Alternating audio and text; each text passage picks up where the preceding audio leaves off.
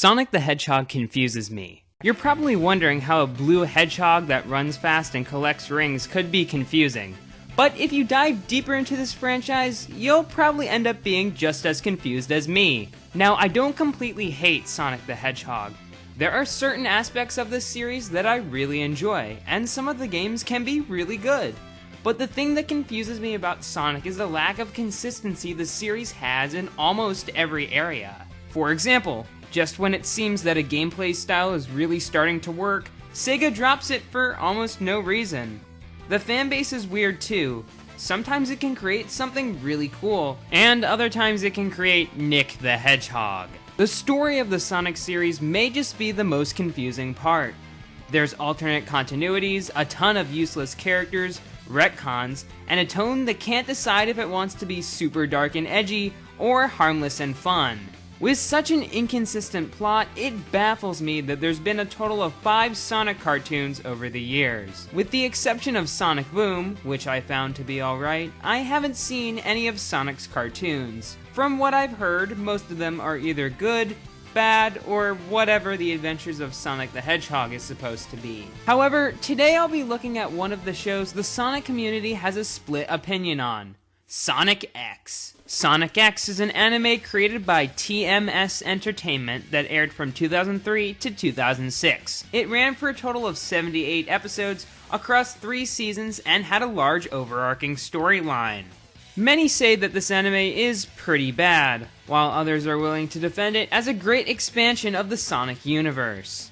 Although this split opinion does make sense, since the Sonic fanbase has been known to not make up their mind on almost everything. Anyway, there's a lot to talk about with this show, and I feel that I'll have to split up this review into 3 parts, each covering 1 season of 26 episodes. Additionally, Sonic X also got an English dub that was produced by 4Kids Entertainment, who are notorious for dumbing down anime for children and having a strong hatred for rice balls. This means that there are 2 very different versions of Sonic X, and I'll have to watch through a total of 156 episodes in order to get a full opinion on it. But since I feel that that's way too much work for one person, I'll have to get someone else to help me with this review. Hey everyone, it's the Nuclear Reviewer. Today I'm going to be counting down the top 10 best Sonic Adventure 2 cutscenes. Number 10. Huh? Who's there? What the... a ghost? So as you can see, this one conveys Knuckles' confusion when... Hello? Hey there, YouTube pal! Long time no see. Can I force you into my review of Sonic X? I know that there are better YouTubers that have actually tackled Sonic before, but you know what they say. The more the merrier! Well, I've got nothing better to do. Great, then let's dive right into Sonic X. Or, in other words...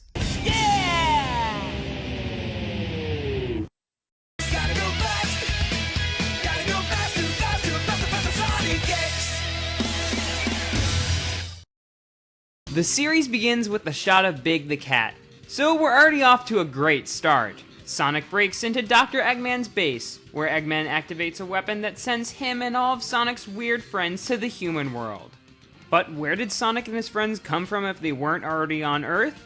Well, Cream claims that they came from Green Hill, but their home looks more like generic desert zone to me. So now Sonic and his useless friends need to find their way back to their own dimension by collecting all 7 Chaos Emeralds, while fighting against Dr. Eggman, who ends up becoming some kind of terrorist halfway through the season. The whole Chaos Emerald hunt is about as deep and interesting as it is in Sonic Adventure. Sonic and his friends collect a few emeralds, Eggman steals them every once in a while, and Eggman ends up with all of them. It's the kind of plot you'd expect from a Sonic game, not a TV show where the plot is the only thing it has going for it. The entire setup is so safe and formulaic. Instead of adding in an extra element to make the emerald hunting more interesting, all the writers do is add filler that takes up most of, if not all of, an entire episode. I might be fine with this if the filler was interesting, but it's not. It's some of the most boring animation I've ever witnessed, to be honest. And it doesn't help that none of the characters have much of a personality. Especially the main character of the series, Chris Thorndike. Chris Thorndike is basically the main character in a self-insert Sonic fanfiction. He's supposed to be the character that all the kiddies can relate to. Because all kids can relate to being a rich only child and the son of a movie star and a successful businessman. His biggest problem in life is that his parents don't have enough time for him, but they shower him with love and presents when they do. So he's really got the perfect life. Chris even gets more screen time than Sonic, yet he hardly does anything relevant to that plot in that screen time. He could easily be written out of the show and nothing would be changed. Sonic isn't much better. He's basically a deus ex machina in almost every episode. He always shows up at the exact right time to save the day. Instead of having tension, conflict, or anything interesting in the plot, Sonic or some other convenient thing swoops in to save the day. Outside of being an excuse for lazy writing, Sonic is hardly like any of his other interpretations. When you think of the character Sonic, you think of a cocky teenager that has a big heart and loves adventure. Sonic, that's literally what I just said! In Sonic X, Sonic feels like two separate characters. Sometimes he's a fun, smart aleck, leading to some of the only truly good moments on the show, in my opinion. For example, in one episode, Sonic races against Not Speed Racer, but when it seems like Sonic may have lost the race, it is revealed that Sonic finished first, then looped back around just to screw with everyone. Moments like these really capture the feel of the character. But in this series, Sonic also acts serious, and only cares for his friends when they're in danger. Sadly, the latter description of Sonic is much more accurate in this series. This means that he's almost always being boring or ignoring his friends. Now, I'm not saying that Sonic can't be serious. I'm just saying that it kinda seems out of character for him to act serious almost all the time. The only other time I can think of where Sonic acted like this was in Sonic 06. And that's no good. But Chris and Sonic aren't the only badly characterized characters in this show. We also have Sonic's pals, Amy, Tails, and Cream Cheese. While they're similar to how they're characterized in the games, the characters are still very shallow and not at all fleshed out. Amy's only character trait is her obsession with Sonic. She's also kind of short-tempered, but how she reacts still revolves around Sonic and what he does. Tails is voiced by a second grader. I'm sorry if I frightened you just now, sir. I've never seen a stadium as pretty as this before. You know, the grass is practically glowing. Which actually fits his character in the show since he's about as useful as one. He shows that he can fly in the series, and then he goes back to being useless and getting into trouble. I guess they just wanted to keep it really faithful to Sonic Adventure 2, where Tails' legs are broken for most of the game. He's also a stalker. Whoa, that guy's cool. I wonder where he's going. Ladies and gentlemen, this is top-notch character motivation! Finally, we have Cream and Cheese. All one of them does is whine, cry, and watch TV all the time so the writers can deliver exposition. Oh, and Cheese is there too.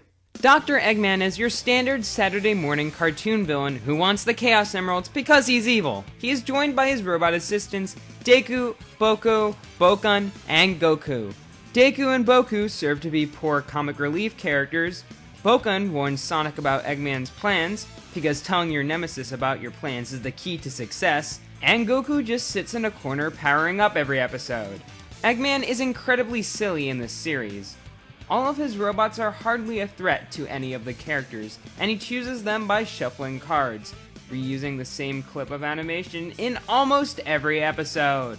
Overall, the Doctor is a bland and unentertaining villain, which is a shame considering how fun or interesting he can be in some of the other Sonic cartoons. We've also got some other amazing characters created by the genius writers, like Doc Brown, Chuck.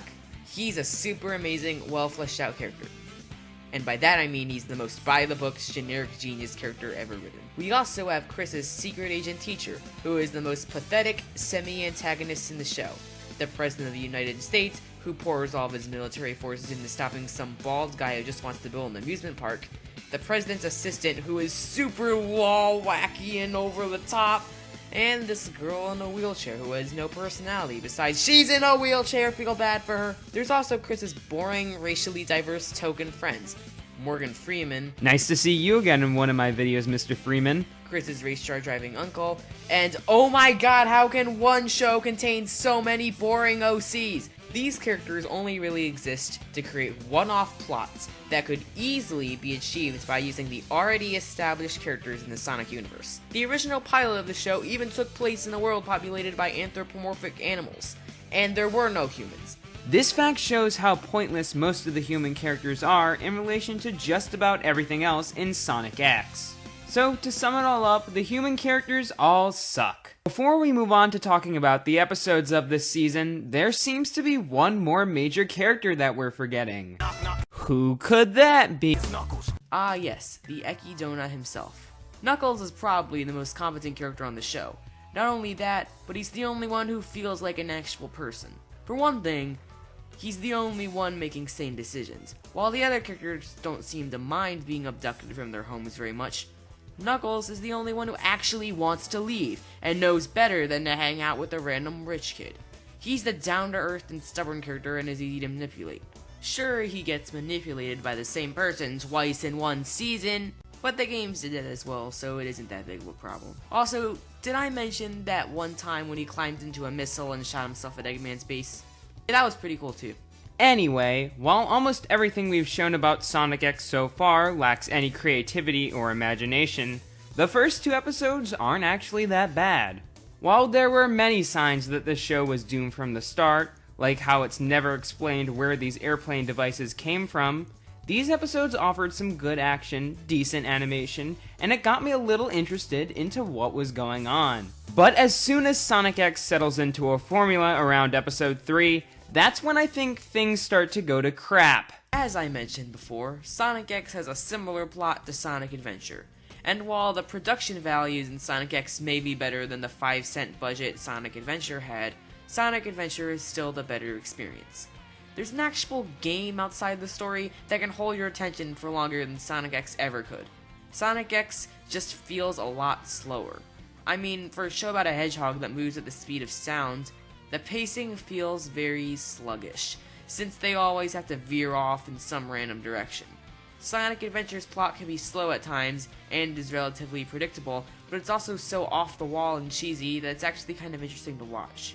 I agree. The stories in the adventure games had this really odd charm to them that was both fun and dumb, and I really liked it. There are times where Sonic X is able to capture this charm, but those moments are few and far between, and serve to be interesting moments in a pretty flat story. Speaking of the story, the only thing that's done to mix it up is changing the setting to somewhere else. They go to a boat, a beach, another boat, and another beach. Truly, Sonic X is the pinnacle of variety on television. Almost half of Sonic X's first season consists of filler episodes that don't have much to do with the main plot. I would complain about this, but I actually like some of these episodes a lot more than the ones that related to the main plot. In my opinion, the best episode so far is the one where the government tries to force Sonic to attend a party with the president while he's trying to help out a handicapped girl named Helen. Sonic ends up taking Helen on the adventure of her life, and it results in a really sweet episode. It's not the best, but for Sonic X, it's pretty good. I can kind of understand why all of these filler episodes exist. Most of the plot-centric episodes follow a formula that is repeated over and over again, so it's kind of nice to get a breather from that every once in a while. The show has some pretty bad episodes, and none is more apparent than episode 10, Baseball episode. So let me dissect this episode for you. Tails has 2 Chaos Emeralds in his possession. Eggman takes one of them. Sonic and friends have Eggman surrounded. Eggman proposes a game of baseball to see who gets the emeralds. It is incredibly likely that Eggman will give him an advantage in said baseball game, because of the kinds of things he's done in the past. Sonic and his friends could easily take the emerald by force and be one step closer to getting back home. So what do they do here? They play baseball! And guess what? They lose an emerald, and then everyone in town comes to watch the game, even though it's one of the most one-sided baseball games of all time. And also, Chris sucks at baseball, and it's really exciting. And in the end, there's a happy ending where an old man is forced to work at a baseball field until his inevitable death. Yeah, did I mention I hate this episode? Because I do. For whatever reason, Rouge the Bat gets an entire episode. Rouge gets a lot of screen time in Sonic X, and while I don't hate her, I really don't think she really deserves all of it. In her episode, Rouge is forced to help the government break into Dr. Eggman's base after she steals a jewel from a museum that has giant flames painted on it. Who designed this museum? Steven Universe? I don't know what it is about flames, but they just make everything cooler. The government threatens to kill Rouge if she doesn't obey, but they have no problem with her disobeying them in various other episodes. Also, the way Rouge gets caught by the government is very odd too. She overhears Chris's teacher mentioning the false location of a Chaos Emerald. Now, this may be a simple plot setup, but it implies that Rouge stalks children in her free time. Now that I think about it, there's quite a lot of stalking in the show. The government stalks Sonic and his pals, Chris's weird teacher stalks Chris, Sonic stalks Helen, and Tails stalks Sonic. Is stalking just like a common pastime here? The episode she's introduced in is pretty bland too. Rouge and a bunch of government agents break into Eggman's base, only for them to do absolutely nothing when inside. It only exists to build up the next episode, which is a two-parter. The two-part special is alright. I mean, the government attacks Eggman's base, while Tails and the gang flail their arms around uselessly and wait for Sonic to show up and save them. We also get some nice dialogue between Rouge, who I think is one of the less boring characters in the series, and Knuckles. Not only that, but Knuckles also gets his awesome missile scene. It isn't as boring as other episodes, but it's just as formulaic. There's only one more episode in this season that we'd like to talk about, but since it's the season finale, we're going to save it for last. Now let's talk about some of the other qualities of this anime, starting with the animation. I really like the art design of Sonic X. It's reminiscent of the promotional art used in some of the video games, which I really like. The backgrounds look pretty good, and the characters can be pretty expressive. The humans look good too, although they do seem a little generic. This show can look pretty nice in still frames, but problems begin to arise when you see more and more of the show. Sonic X looks like a show that did not have much of a budget. There are drawings that don't look too good, and a ton of noticeable shortcuts made to save money, such as reusing the same shot with Knuckles multiple times. The animation is so hideous, I hesitate to even call it animation. Most of the time you'll just be looking at static images where mouse move and characters occasionally walk across the screen. Even action sequences are choppy and cut corners wherever they can. While a few scenes look good, like this action sequence at the beginning of episode 1, most of the animation is pretty bland and stiff, making this probably the worst looking Sonic cartoon. Also, why is there a turkey in the microwave? Let's talk about the comedy in this show. A lot of cartoons have the problem of shoving too many jokes into an episode. Other shows always seem to lack jokes, with stretches of the episode going by with little to no humor. Generally, a cartoon should aim to be in the center of this stark contrast. It feels like Sonic X is trying to hit that perfect balance, but every episode seems to go too far in one direction. Episodes like the Other Boat episode are packed to the brim with a ton of corny jokes. Not only do you get tired of the humor about 3 minutes in, but the story ends up being incredibly weak. Now go forth, hero, and keep your head held high.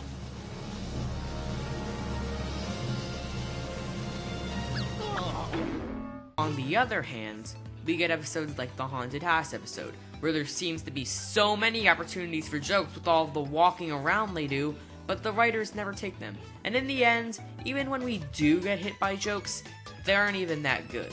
Some of the jokes hit, particularly the occasional Eggman moment, but most of the time the humor falls flat. I probably didn't mention this yet, but both of us watched different versions of the show. I watched the Japanese sub, and the Nuclear Reviewer watched the dub. So there are some things that we have different opinions on based on how they were done in each version of the show, like the theme songs.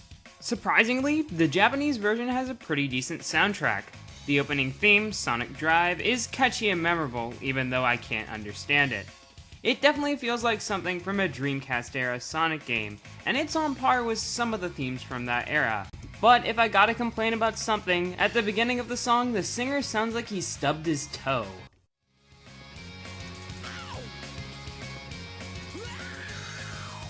The first ending theme, Mirai, is very different, but I still like it.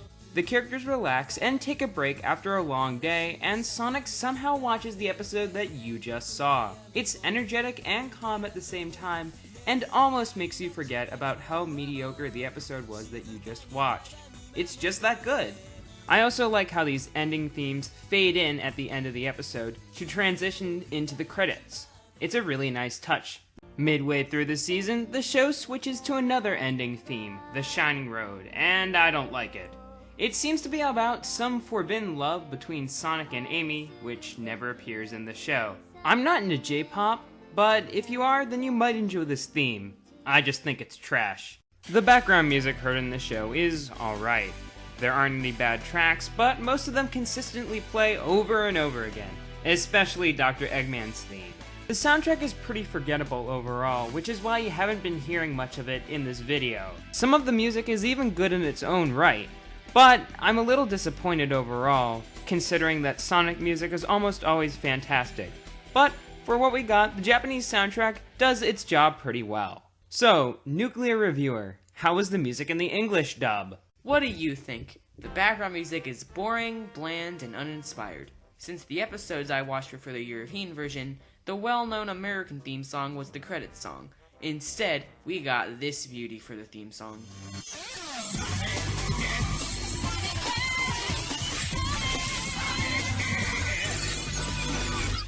Yep, don't you just love these amazing lyrics? I would even say that the European theme is worse than the American theme, and we all know what horrors that theme has brought to the table, so let's just move on.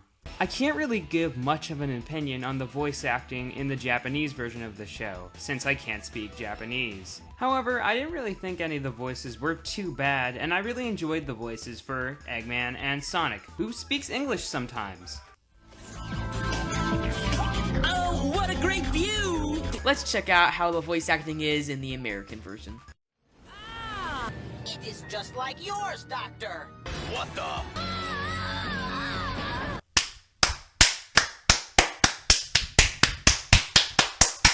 And all of those quotes were only in one episode. I think it's clear that the Japanese version is the superior version. Just doing a quick comparison between moments shows you that the voice acting is a lot stronger, and there aren't any strange edits that are completely unnecessary. Plus, they're swearing in Japanese. So if you liked it in Shadow the Hedgehog, you'll like it here. I could go on and on about all the changes that were made, but this review has gone on for long enough. So let's finish it up by talking about the Season 1 finale. The finale is about as good as you would expect. I mean, it tries to be climactic, I'll give it that, but I'm too busy being angry at Chris, because all he does is whine constantly throughout the entire episode. I mean, first he gives Dr. Eggman all of the Chaos Emeralds in an attempt to make peace with him, because that's a good idea. Then, while Sonic tries to save him, he just starts crying and crying and crying. Yes, ladies and gentlemen, this is the character the Sonic X writing team used to represent their target audience. From this episode, I can really understand the internet's deep hatred for Chris Thorndike. He really is just a whiny little brat that has no right to be in this anime. There are also a bunch of other problems, like the super mysterious cliffhanger ending, and the fact that it just seems to drag on and on. The only memorable part of the episode is where Super Sonic appears, but he's only there for a very short time, and makes an appearance that is pretty anticlimactic. The Season 1 finale was just alright in my opinion, but I'm kind of interested to see where the story will go from here, now that Sonic's world has fused with Earth. Or something like that. I haven't watched Season 2 yet. The first season of Sonic X presents a mediocre series that could have been so much more. This could have been a fun and interesting adventure, but instead it was a formulaic and predictable mess. Almost all the classic characters are not represented well, and the human characters are unnecessary and boring. Each episode felt so slow and exactly the same as the last. The animation is hideous, and the humor is tedious. While it did manage to capture the spirit of the games at times, I couldn't help but feel mostly disappointed by Sonic X's first season, even though I watched what many consider to be the best version of the show. I expected to go on this insane roller coaster, but ended up going on a ride with a circular track and a few bumps. So far, Sonic X is a mediocre show with a little good in it, and overall, we give it a 5 out of 10. And that ends this review of the first season of Sonic X. Oh wait, I almost forgot. Nuclear Reviewer, what are your final thoughts on this show? Sonic X is not a good show. I hate it.